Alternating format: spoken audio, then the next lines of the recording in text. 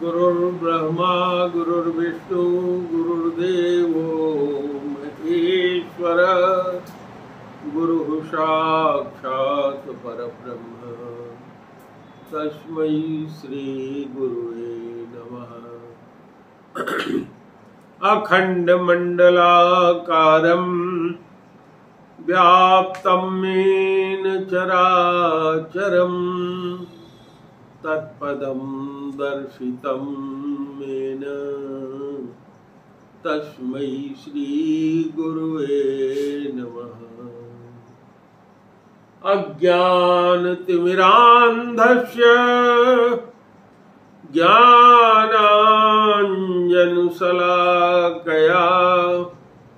चक्षुरुन्मीलितं यस्य तस्मै श्री गुरुवे नमः।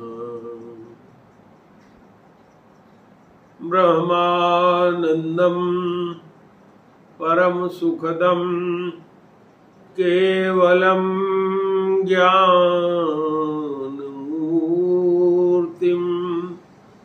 द्वन्द्वातीतं गगनसदृशं तत्त्वमस्यादिलक्ष्यम्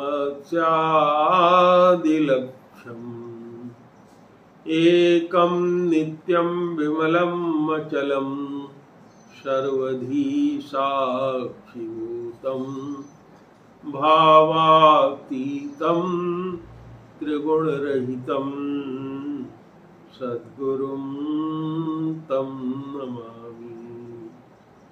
प्रेम से बोलिए गुरुदेव भगवान की जय।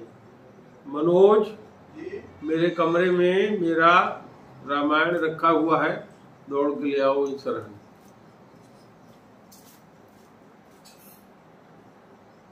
तो जिनको हम भगवान कहते हैं वो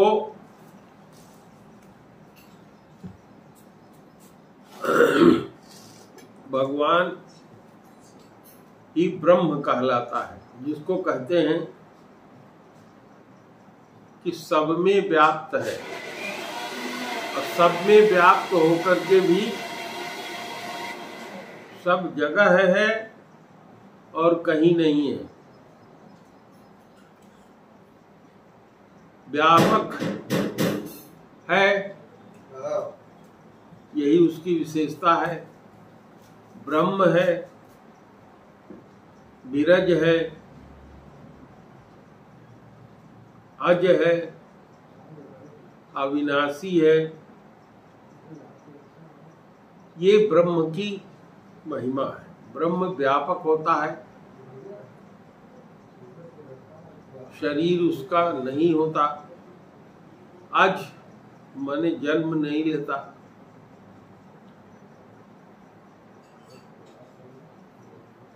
लेकिन यही ब्रह्म अपने भक्तों के हित के लिए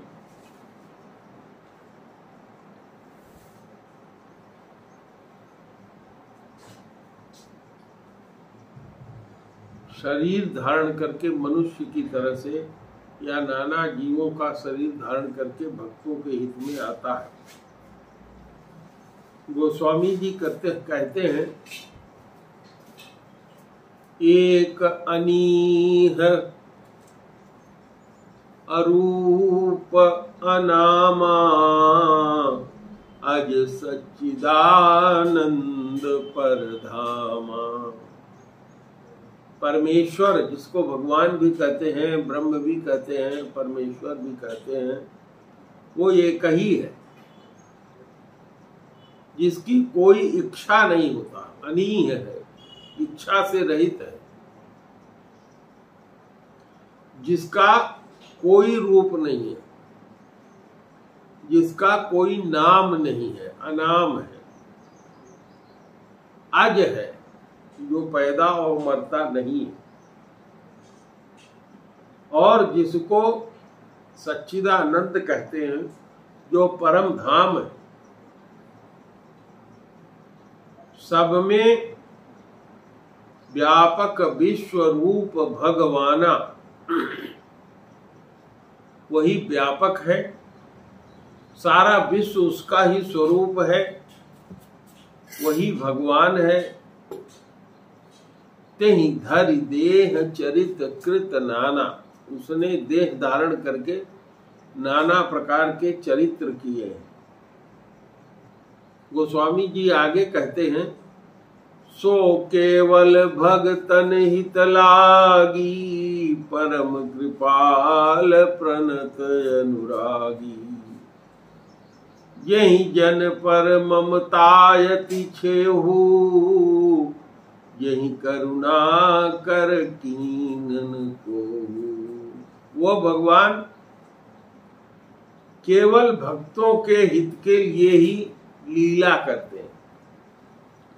तो सबसे बड़ी बात यह है, हम लोगों को समझना चाहिए कि लीला क्या होता है।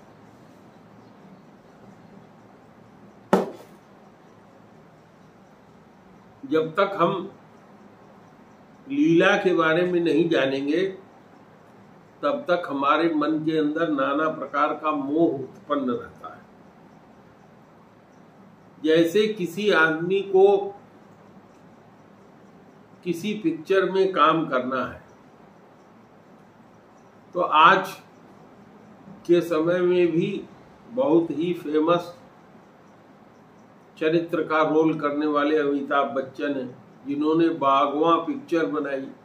उस बागवां पिक्चर में हेमा मालिनी नाम की एक महिला उनकी पत्नी बनी और उनके 4 पुत्र बने, जबकि उनके वास्तविक जीवन में देखेंगे तो उनकी पत्नी कोई और है, उनको केवल एक ही पुत्र है।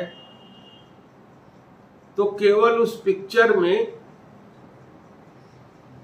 नाटक करते हुए वो बाप बने, उनकी पत्नी का रोल किसी ने, कोई और औरत नाटक करते हुए उनकी पत्नी बनी, और 4 अन्य लोग नाटक करते हुए उनके पुत्र बने। और क्या कथा होनी थी, क्या चीज दर्शित करना था, वो उन लोगों ने रोल प्ले किया। तो उनको तो आप कह नहीं सकते कि वो वास्तविक है। उन्होंने केवल जब तक उस चलचित्र का निर्माण किया, तब तक वो उस रोल में रहे।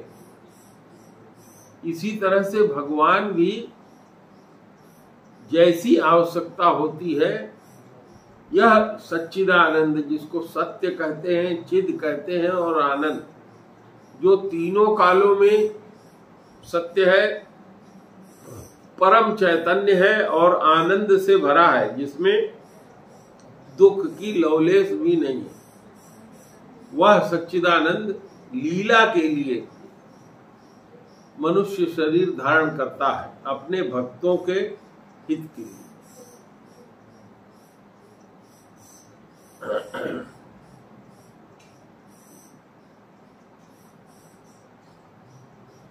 और अपने भक्तों पर कृपा करने की उनकी एक विशेषता है कि जिस भी भक्त पर उन्होंने कृपा कर दिया, उसके ऊपर फिर कभी वो रोष या क्रोध नहीं करते। यह उनका गुण है। तो जो कथा आप लोगों ने पूछा है कि भगवान कृष्ण क्यों पैदा हुए,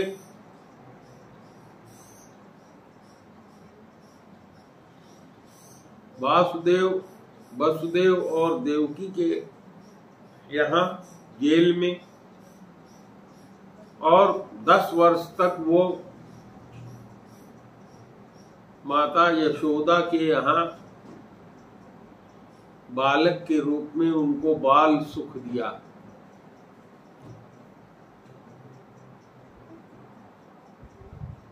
तो इसकी कथा भगवान राम के समय में जाता है। भगवान राम जब रामा अवतार में लीला करने के लिए लीला पुरुषोत्तम उत्पन्न हुए थे, तो उन्होंने माता कौशल्या के गोद से अवतार लिया था, जन्म लिया था। और माता कैकेयी ने उनको 14 साल का वन दिया था।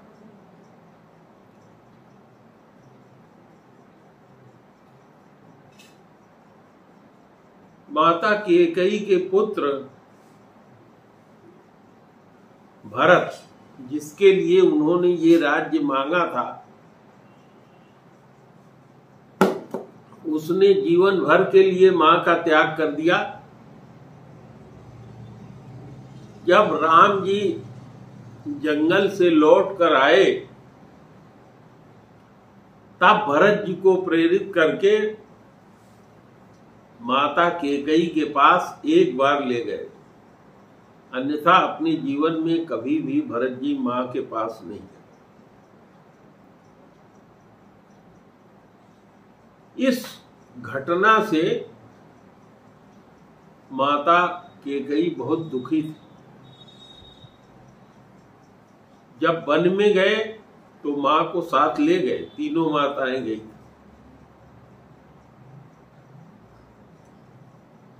कैकेयी जी ने अपने मन में ये भावना किया था कि अगर मैं कभी फिर से पैदा हूं तो मेरा पुत्र राम ही हो। ये जब वो वन में गई थी, तब उसी समय उन्होंने कल्पना किया था कि बहू मिले तो सीता जैसी और पुत्र मिले तो राम जैसा, और उसमें भी उनके मन में ये इच्छा थी कि भगवान की बाल लीला का मैं सुख पाऊं। भगवान ने उसी समय कहा था कि चलिए, जब मैं कृष्ण अवतार में आऊंगा, अपने मन में कहा था, तो आपकी मैं ये इच्छा पूरी करूंगा, क्योंकि भगवान तो लीला से शरीर धारण किए थे। उनके मन में अपने दुश्मन के प्रति भी द्वेष नहीं होता। जिस किसी को भी भगवान ने मारा, मुस्कुराते हंसते हुए मारा, और उसके शरीर को अपने, उसके तेज को अपने में लीन कर लिया और उसको वो परम गति दिया जो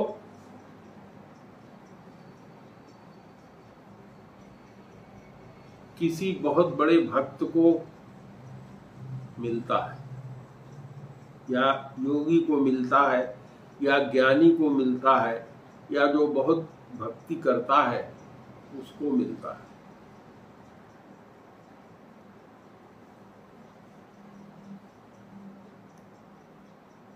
भगवान कृष्ण ने जब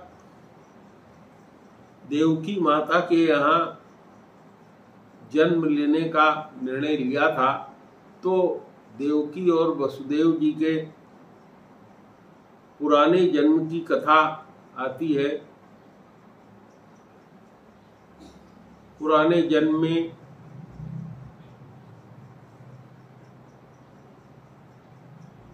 भगवान कृष्ण के रूप में अवतार लिया था,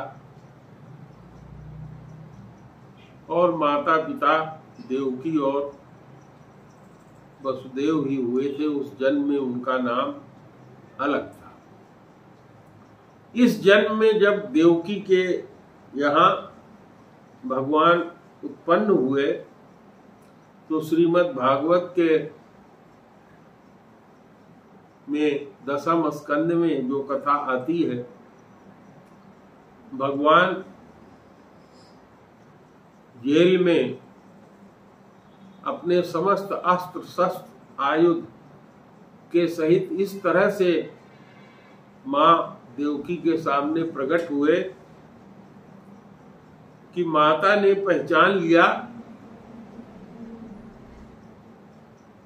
कि ये भगवान ही है, विष्णु ही है। मां ने स्तुति किया, पिता ने स्तुति किया। माता से उन्होंने कहा कि माँ मैं आ गया हूं, बताइए मेरे लिए मुझे क्या करना है। माता ने उनसे कहा, वो जानती थी कि सर्वसमर्थ हैं ये, लेकिन माता की ही इच्छा थी कि आप बालक रूप में हो जाइए, ताकि आप के ऊपर आने वाली जो विपत्तियां हैं मेरे भाई कंस के रूप में वो न आवे, और माता की इच्छा के अनुसार उन्होंने छोटा रूप धारण कर लिया और पिता को ये प्रेरणा दिया। उनकी मां ने कहा था कि ये ले करके गोकुल जाएंगे, और भगवान ने पहले से ये व्यवस्था कर रखी थी कि महामाया जो योग माया थी भगवान की, उसको उन्होंने नंद बाबा के घर में भेज दिया था, जो वहां कन्या के रूप में जन्म ले चुकी थी। बाबा नंद के घर में बहुत समय हो गया था, कोई पुत्र पुत्री नहीं था। वसुदेव जी जब भगवान को लेकर के चले, नदी में उतरकर गोकुल पहुंचे, और गोकुल में जाकर के उन्होंने देखा भगवान को अपने साथ लिए थे, इसलिए सारी परिस्थितियां अनुकूल हो गई। नदी का पानी घट गया, पानी वर्षा हो रही थी, शेषनाग जी ने अपने फन से छाया बना दिया, और वहां जाकर के देखते हैं तो उनके घर में भी लोग बेसुध सोए हुए हैं। यशोदा जी को एक कन्या उत्पन्न हुई है। कन्या को ले लिया नार विवार सहित, और अपने बेटे को नार विवार सहित वहीं लेटा दिया और लेकर के चले आए। गोस्वामी जी बालकांड में एक चौपाई लिखते हैं, बुध विश्राम सकल जन रंजनी, राम कथा कलि कलुष निकंदनी।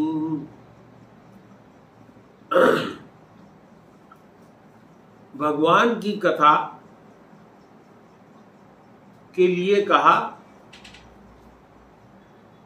कि कलयुग में जो बहुत अपने को बुद्धि प्रिय मानते हैं, तर्कशील लोग होते हैं, जो ये कहेंगे कि जब इसको प्रयोगशाला में हम सिद्ध करके देखते हैं कि ऑक्सीजन और हाइड्रोजन मिल के पानी बनता है, तभी वो मानते हैं। तो गोस्वामी जी ने लिखा कि ऐसे बुद्धिमान लोग जो बहुत तर्कशील हैं, जो यह नहीं मानते कि भगवान कोई लीला करता है, प्रकट होता है, उनके लिए भगवान की ये कथाएं विश्राम देंगी, मन को रंजन प्रदान करेंगी। जैसे कि आदमी जानता है कि पिक्चर में सारी स्टोरी बोगस ही है, केवल दिखाने के लिए दिखाई गई है, फिर भी आदमी उसमें जब देखता है तो तन्मय हो जाता है। इसी तरह से गोस्वामी जी ने लिखा कि भगवान की जो ये लीलाएं हैं, ये कथा है, बहुत बुद्धिमान लोगों को, तर्क प्रिय लोगों को विश्राम प्रदान करेगी। किस तरह से? उनको मनोरंजन का साधन होगी। उन्होंने कहा कि यह कथा सबके लिए है, जो भगवान को नहीं मानते, जो बुद्धि प्रिय है, तर्क प्रिय है, उनके लिए भी है। तो उनको क्या मिलेगा? उन्होंने कहा कि उनकी बुद्धि को विश्राम मिलेगा, थोड़ी देर तक वो श्रम से रहित होकर के इस कथा को सुनेगी, क्योंकि ये बहुत मनोरंजन करने वाली अद्वितीय कथा है। नाम ही प्रभु का इतना प्यारा होता है कि जिस नाम के लेने से, कृष्ण नाम लेने से ही जो समस्त पापों को अपने में आकर्षित करके समाप्त कर दे, जिसका नाम ही इतना प्यारा है, जो समस्त पापों को खींच लेता है, उसका परिणाम ऐसा है कि कथा प्रिय लगेगी। और जब कथा प्रिय लगेगी तो जो ये कलयुग का दोष है, कलयुग माने कर्म का युग, इसमें तर्कशील लोग होते हैं, बिना कोई चीज किए मानते नहीं हैं, किसी चीज को सत्य नहीं मानते हैं। तो कहा राम कथा कल कलुष विभंजन, कलयुग के जो दोष हैं उनको दूर करने वाली होगी। तो राम और कृष्ण में कोई अंतर नहीं है। तो भगवान ने माता की इच्छा के अनुसार बाल रूप धारण किया और गोकुल में चले गए, और लीला से शरीर धारण किया था उन्होंने। भक्तों को सुख देने के लिए, माता को बालक का सुख देने के लिए। जो माताएं हैं वो जानती हैं, हम आप जो पिता हैं वो भी पुत्र का सुख महसूस करते हैं, लेकिन जो ममता का सुख है, जो मां महसूस करती है, वो एक पुरुष, एक पिता नहीं महसूस कर सकता। मां के पेट में ही जब गर्भ के रूप में बच्चा आता है तो मां को सुख की अनुभूति होने लगती है कि मैं अब मां बनूंगी, क्योंकि हर स्त्री मां बनना चाहती है। और 9 महीने के जितने भी कष्ट होते हैं सबको, वो अब बच्चा डोल रहा है, अब दाहिने आता है, बाएं आता है, अब पैर चलाता है, अब नाना प्रकार की चर्चाएं माताएं करती हैं। आप सब लोग अपने घरों में जरूर सुने होंगे, जो लोग पिता बने हैं वो जरूर इस बात को जानते हैं। लेकिन जितना यह सुख मां अनुभूत करती है, उतना पेट में उस बच्चे के होने का सुख बाप अनुभूत नहीं करता, क्योंकि उसको इसका प्रैक्टिकल अनुभव नहीं है। और यही बालक जब उदर से निकल करके पेट से बाहर आता है तो मां का यह सुख करोड़ों गुना बढ़ जाता है। अपने सारे दुख, अपने सारे दारिद्र सब मां भूल जाती है, हर मां भूल जाती है। बेटे को भले यह याद न हो कि हमारी मां ने हमारे लिए क्या किया, लेकिन मां हर बेटा या बेटी के लिए वही करती है। अपने प्यार में किसी तरह की कोई भी कमी किसी बेटा या बेटी के लिए नहीं रखती। तो जो बालपन का सुख है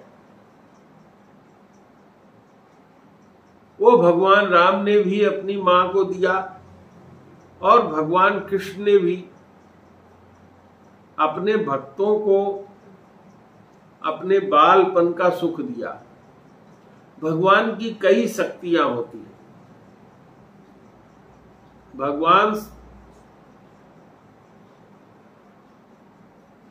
7 शक्तियों से संपन्न होते हैं। वैसे तो उनकी शक्तियों को गिना नहीं जा सकता, लेकिन उनके जो उनका ऐश्वर्य है, माधुर्य है,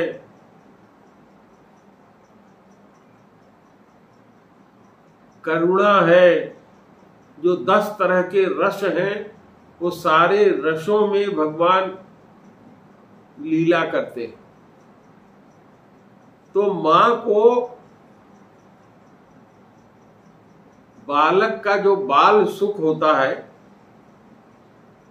बाल लीला जो होती है, वो उसको बहुत अच्छी लगती है। आप किसी भी माँ या दादी से पूछेंगे तो यही पूछेगी, बताएगी वो कि अब वो दौड़ने लगा है वो सामान लेके मेरे पास आता है, फेंकता है और कहता है कि मम्मी उठा के ले आओ या दादी इसको ले आओ, फिर लेने के बाद खुश होता है, फिर उसको उठा के फेंक देता है। हर समय माँ अपने बच्चे का ख्याल रखती है।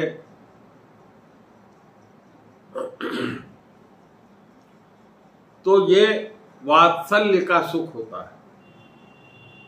और वात्सल्य का सुख, प्रेम का, वात्सल्य का यह सुख जितना माँ अनुभूत करती है उतना पिता नहीं अनुभूत कर पाता। तो भगवान कृष्ण ने अपनी बाल लीला 10 वर्ष तक जो वहां किया, उनके उस लीला में उन्होंने अपने ऐश्वर्य शक्ति को डांट करके भगा दिया था कि कभी तुम मेरे सामने आना नहीं, प्रकट नहीं होना। जिसके कई उदाहरण आते हैं। भगवान का अभी छठी का ही दिन था, 6 दिन के ही हुए थे, नहीं हुए थे। छठी का दिन था कि पूतना नाम की एक राक्षसी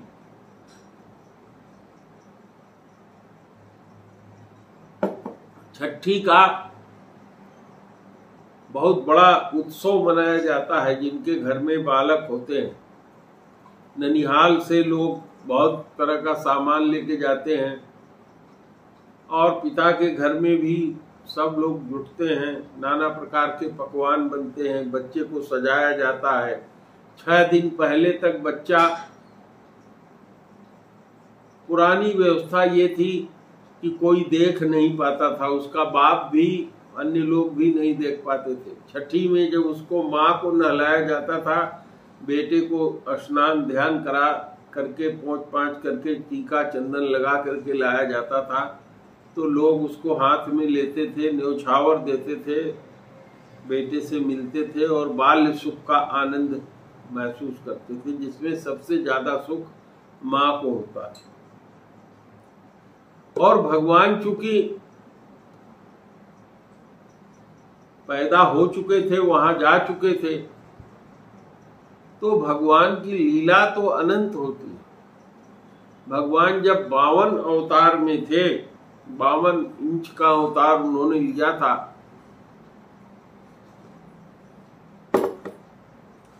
तब राक्षसों के, दैत्यों के यहां जाकर के राजा बलि के दरबार में गए थे। बहुत छोटा सा बालक, इतना सुंदर बालक जो ऊपर मूंज का जनेऊ पहने था, एक छोटा सा कपड़ा लपेटे हुए था, बहुत ही सुंदर गोल मटोल बालक, छतरी लिए। इसको देख करके बाली, राजा बलि जो था, उसकी बिटिया थी जिसका नाम था रत्नावली। रत्नावली को देख करके ये मन में भाव आया कि काश इस तरह का सुंदर बालक मुझको मिलता, तो मैं उसे गोद में लेकर के अपना दूध पिलाती। भगवान वामन तो सबके मन की जानते हैं, क्योंकि वो अंतर्यामी होते हैं। अंतर्यामी का मतलब होता है कि हमारे मन की बात को जान लेने वाला। तो घट घट वासी है भगवान, इसीलिए उसको कहते हैं ईश्वर। भगवान श्री कृष्ण ने गीता में कहा, ईश्वरः सर्वभूतानां हृद्देशे अर्जुन तिष्ठति। ईश्वर के लिए गोस्वामी जी ने भी कहा कि ईश्वर अंश जीव अविनाशी, चेतन अमल सहज सुख राशि।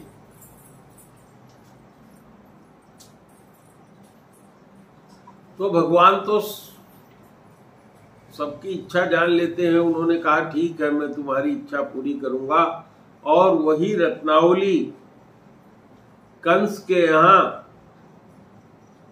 पूतना के रूप में आई थी, जिसने महाकालकूट जहर अपने स्तनों में लगाया, और जब उसे यह पता चल गया था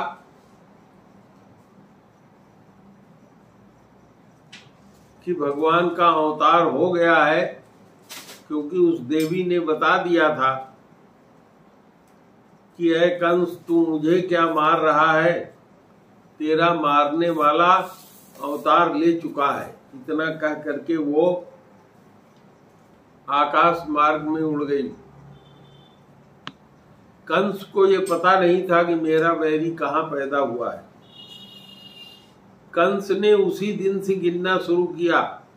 उस दिन और उसके बाद के जितने बच्चे पैदा हुए थे, सबको मारने के प्रति उसका भाव था।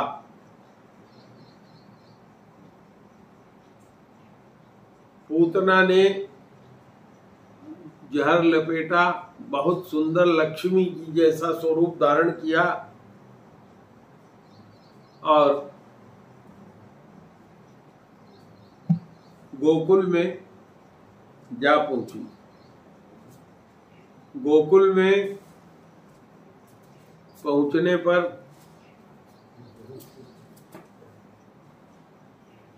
उसने देखा कि छठी की तैयारी हो रही है और सब माताएं व्यस्त हैं। सब माताएं आ रही हैं, बालक कृष्ण को गोद में उठा रही हैं, दुलरा रही हैं, कुछ न कुछ करके फिर बिस्तर पर लिटा दे रही हैं। और वो इतना सुंदर लक्ष्मी जी की तरह से सज करके आई थी कि बाल कृष्ण को उसने सहज में ही उठा लिया, अपने गोद में लेकर उसने सोचा कि मैं अपने कालकूट स्तन को, लगे हुए स्तन को इसको पिलाऊं और ये मर जाए। लेकिन भगवान को देखिए, वो आई तो थी भगवान को मारने, माता के भाव से भगवान उसके गोद में गए, माँ के भाव से उसने स्तन पिलाया और भगवान उसके कालकूट विष को पीने लगे। उसको लगने लगा कि ये तो मेरा प्राण ही खींच ले रहा है। उसको लगा कि जो मैं नाटक बना करके वेश बना के आई हूं, ये वेश चल नहीं पाएगा। उसने भागना उचित समझा, गोद में लिए हुए बाल कृष्ण को वो भागी।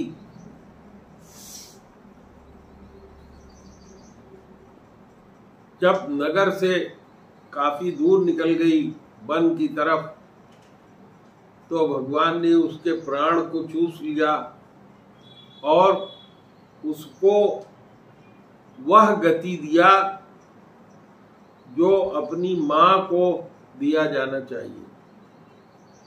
तो संतों ने भगवान से पूछा,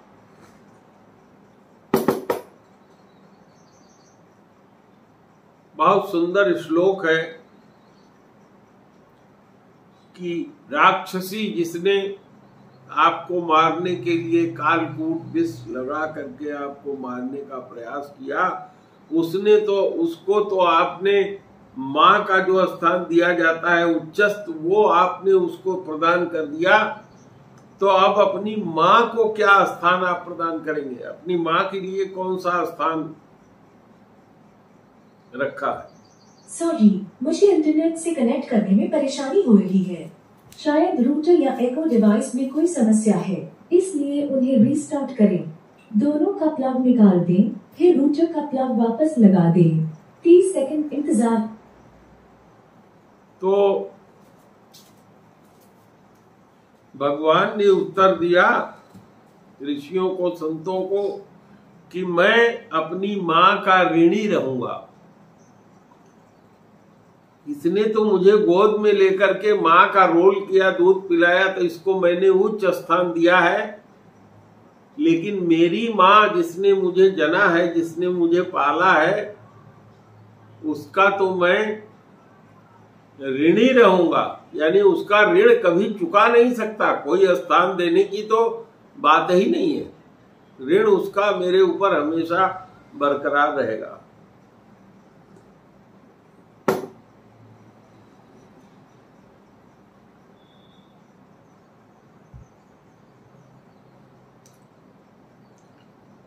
राधा जी को भगवान ने कहा था कि मैं धरती पर अवतार लेने जा रहा हूं। राधा जी ने कहा था कि जब तक आप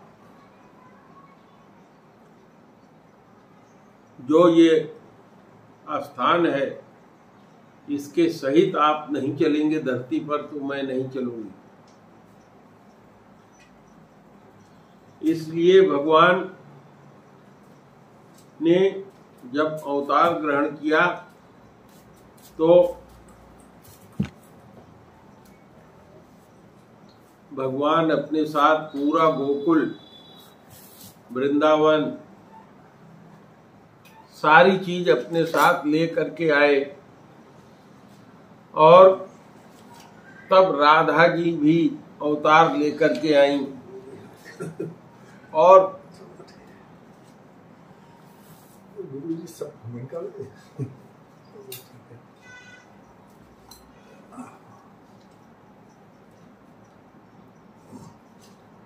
फिर भगवान के बाल चरित्र को देखिए।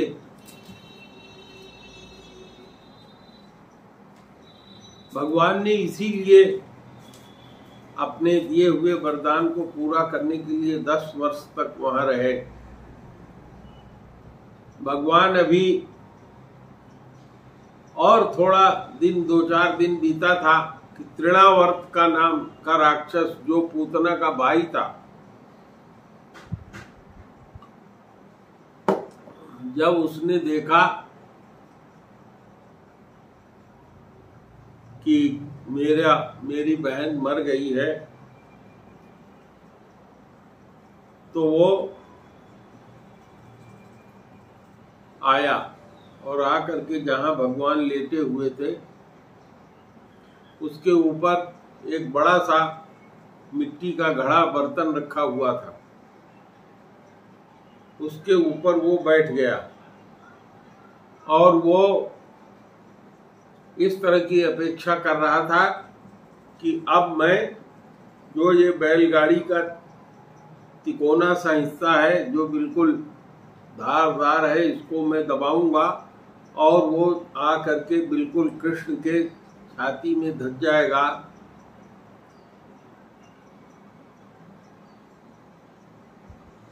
भगवान तो अंतर्यामी थे, उन्होंने अपने लाल लाल पैरों को, अगर छोटे बच्चे को आप देखे होंगे तो उसका पैर बहुत मुलायम होता है, आगे के पंजे और वो बिल्कुल लाल लाल होते हैं, वो उन्होंने धीरे से उठाया, उस घड़े पे मारा। घड़ा सैकड़ों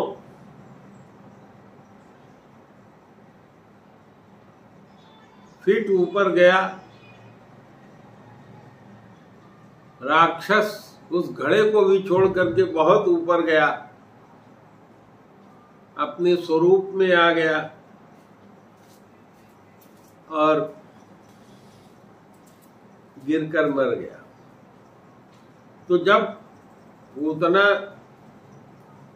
के छाती पर से माता जी उठा करके ले आई थी, तो उस समय की जो व्यवस्था थी, गाय की पूंछ से भगवान को झाड़ा, गोमूत्र से भगवान का स्नान कराया, गौओं के पैरों से चलने से जो धूल निकलती है, उस धूल से भगवान को जो है भगवान के शरीर में लपेटा। जितने तरह के व्यवस्थाएं हो सकती थी, होती थी उस समय, नजर उतारने का, टोना उतारने का, वो किया। इस बार भी दोबारा जब इस तरह के राक्षस मरा तो वहां के ग्वाल बाल जो छोटे थोड़े बड़े बच्चे थे उन लोगों ने देखा था। उन लोगों ने माता जशोदा से कहा कि मैया, हम लोग देख रहे थे ये जो तुम्हारा बच्चा है ना 6 दिन वाला, इसने अपना पैर बड़ा किया और घड़े पे मार दिया, घड़ा उड़ गया। सब लोगों ने समझा कि ये सब झूठ बोल रहे हैं, बेकार की बातें कर रहे हैं, क्योंकि इतना छोटा सा बच्चा कहीं घड़े में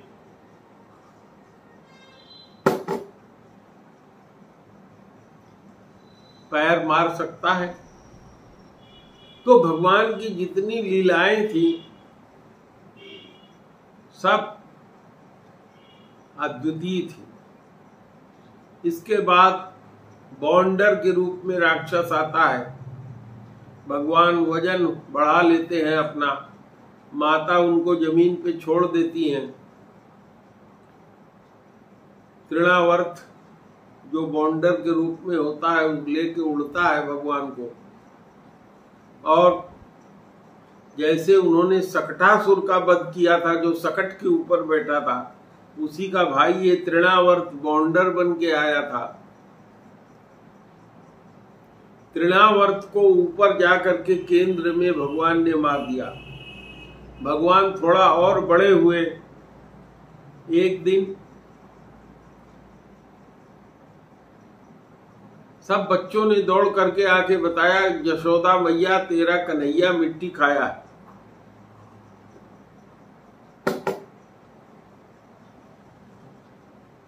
माता जी आई दौड़कर, कहा मुंह खोलो।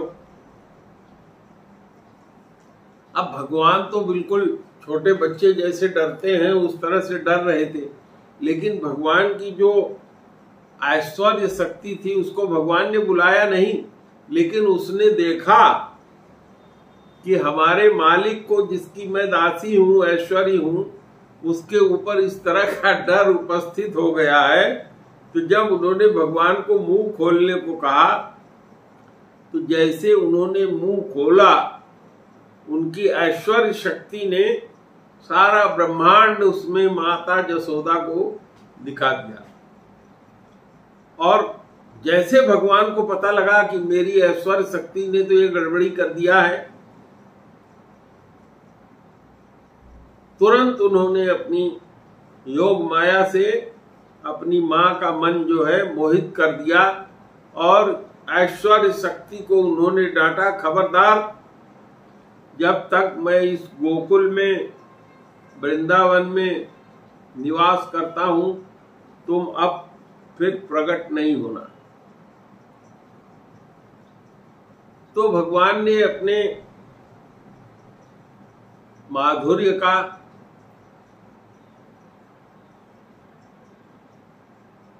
आनंद दिया और भगवान के इसी सगुण माधुर्य, जिसको प्रेमानंद कहते हैं, अत्यधिक प्रेम में डूब करके माता जशोदा और बाबा नंद ने वह सुख अनुभूत किया जो ब्रह्म की उपासना करने वाले ब्रह्मानंद वाले उसका लवलेश भी नहीं पा सकते। इस तरह से अपने 10 वर्षों में भगवान ने नाना प्रकार की लीलाएं किया, अपने भक्तों को सुख दिया, और इसी कारण भगवान ने माता यशोदा के यहाँ जा करके जो उनको बाल रूप का सुख देने का वचन दिया था उसको पूरा किया। हम समझते हैं कि आप लोगों को आनंद आया होगा। हर कथा में कोई न कोई तत्व छिपा होता है। हमको इस कथा में जो तत्व है उसका आनंद लेना चाहिए। भगवान तत्व से हमें भगवान को जानना चाहिए, और इस तत्व को जानने वाले लोग ये कहते हैं कि जो तत्व है जिसको ब्रह्म, नमक का टेस्ट आ रहा है इसमें, जिसको ब्रह्म, पता नहीं, जिसको परमात्मा और जिसको भगवान कहते हैं,